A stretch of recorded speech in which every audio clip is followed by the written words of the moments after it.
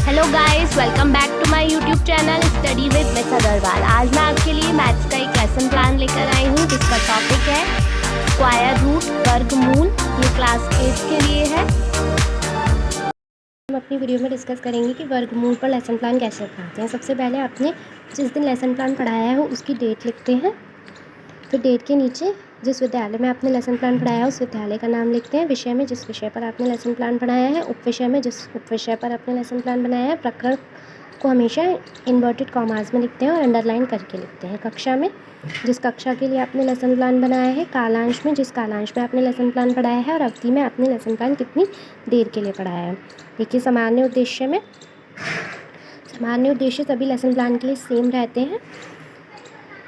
पहला है छात्रों में गणित के प्रति सकारात्मक दृष्टिकोण विकसित करना। दूसरे में छात्रों को गणित के नियमों से परिचित कराना। तीसरा, छात्रों को गणित की व्यवहारिक योग्यता का ज्ञान देना। चौथा, छात्रों की तार्किक एवं मानसिक शक्तियों का विकास करना। विशिष्ट उद्देश्य भी सभी लेसन प्लान के लिए सेम रहते हैं, बस इसमें प्रकरण चेंज कर देते हैं।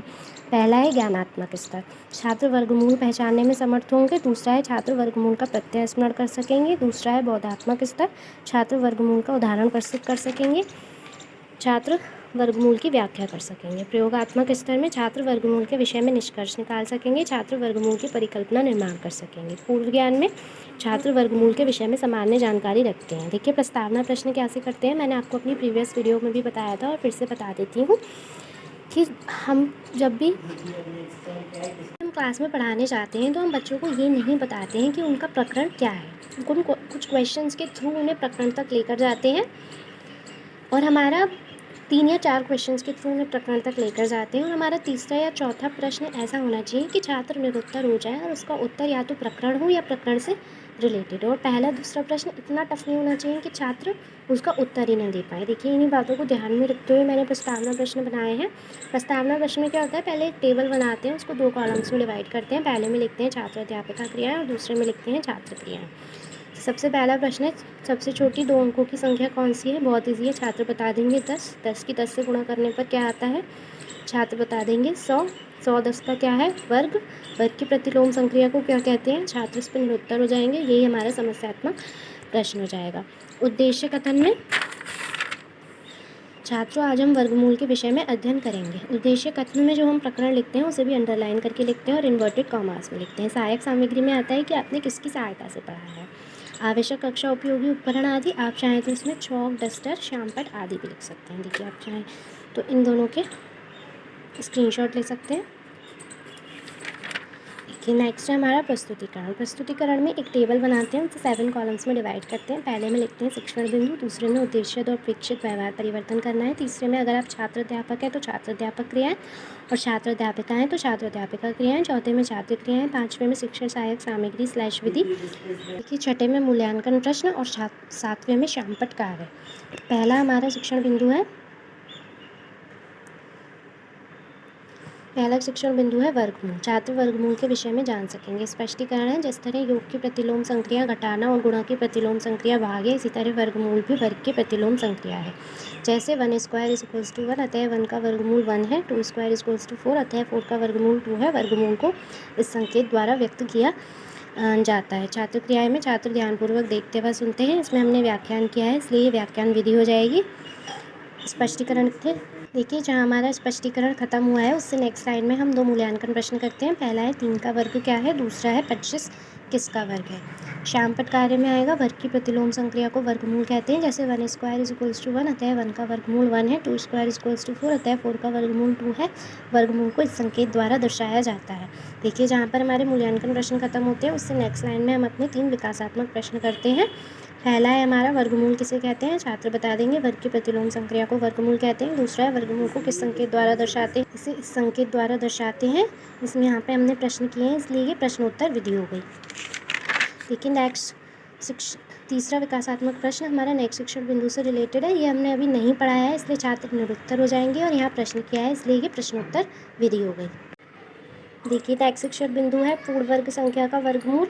छात्र पूर्ण वर्ग संख्या के वर्गमूल के बारे में जान सकेंगे। स्पष्टीकरण में, यदि y एक पूर्ण वर्ग संख्या है तो y को x² तथा -x² के रूप में व्यक्त किया जा सकता है। अर्थात y = x², y = -x²। अतः y का वर्गमूल x तथा -x दोनों है। √y = x, -x। उदाहरण में √36 = 6, -6। देखिए छात्र क्रियाएं में छात्र ध्यानपूर्वक देखते हुए सुनते हैं। शिक्षण सहायक सामग्री और विधि में हमने व्याख्यान किया है, इसलिए व्याख्यान विधि हो जाएगी।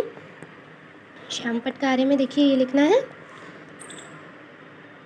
और जहाँ पर हमारा स्पष्टीकरण खत्म हुआ है उससे नेक्स्ट लाइन में हम दो मूल्यांकन प्रश्न करेंगे। पहला है 49 के वर्गमूल बताइए, दूसरा है 100 के वर्गमूल बताइए। अब जहाँ पर मूल्यांकन प्रश्न खत्म हुए हैं उससे नेक्स्ट लाइन में हम 3 विकासात्मक प्रश्न करेंगे। पहला है 81 के वर्गमूल बताइए, छात्र बता देंगे 9, -9।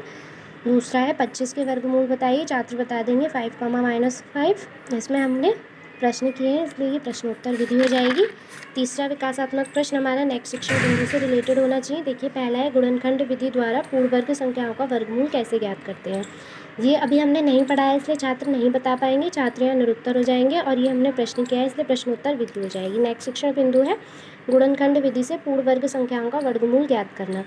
उद्देश्य जो अपेक्षित व्यवहार परिवर्तन करना है, छात्र गुणनखंड विधि से पूर्ण वर्ग संख्याओं का वर्गमूल ज्ञात करना सीख जाएंगे। स्पष्टीकरण में पहला है सबसे पहले दी गई संख्या का अभाज्य गुणनखंड ज्ञात करते हैं। दूसरा अभाज्य प्राप्त अभाज्य गुणनखंड में समान खंड के जोड़े बनाते हैं। तीसरा प्रत्येक जोड़े में से एक अभाज्य गुणनखंड चुन लेते हैं। चौथा चुने हुए अभाज्य गुणनखंडों का गुणनफल दी गई संख्या का वर्गमूल होता है। उदाहरण में ये ऐसे दिखा देंगे। छात्र क्रियाएं में छात्र ध्यानपूर्वक देखते हुए सुनते हैं। फिर से व्याख्यान किया है इसलिए व्याख्यान विधि हो जाएगी। श्यामपट्ट कार्य में जो हमने बोर्ड पे सॉल्व किया है वो श्यामपट्ट कार्य में लिखना होगा।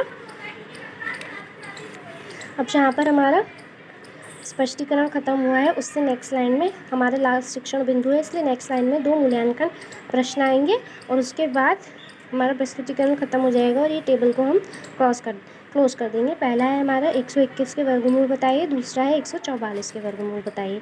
अब आप चाहें तो इस पेज का स्क्रीनशॉट भी ले सकते हैं। अब हम आगे बढ़ते हैं श्यामपट्ट सारांश की तरफ। श्यामपट्ट सारांश में लिखते हैं जो हमने अब तक पढ़ाया है उसको समरी की फॉर्म में लिखते हैं। देखिए ये श्यामपट्ट सारांश है। दिनांक, विषय, उपविषय, प्रकरण, कक्षा, कालांश, अवधि। आप चाहें तो इसमें विद्यालय का नाम भी लिख सकते हैं दिनांक के नीचे। ये श्यामपट्ट सारांश हो गया। पुनरावृत्ति प्रश्न हम 2 से 3 करते हैं। पुनरावृत्ति प्रश्न हमारे जो हमने पढ़ा दिया उससे रिलेटेड ही होने चाहिए। देखिए पहला है 169 के वर्गमूल बताइए, दूसरा है 196 के वर्गमूल बताइए, तीसरा है 100 के वर्गमूल बताइए। गृह कार्य भी हम ऐसे ही करते हैं जो कि हमारे जो हमने पढ़ाया है उससे रिलेटेड हो। वर्गमूल की परिभाषा बताइए। दूसरा है गुणनखंड विधि द्वारा 400 के वर्गमूल बताइए। देखिए ये हमारा वर्गमूल पर लेसन प्लान कंप्लीट होता है। गाइस आपको आज की वीडियो पसंद आई हो तो वीडियो को लाइक कीजिए, चैनल को सब्सक्राइब कीजिए और बेल आइकन को प्रेस कीजिए जिससे आपको मेरे आने वाली सभी वीडियोस के नोटिफिकेशंस मिल सकें।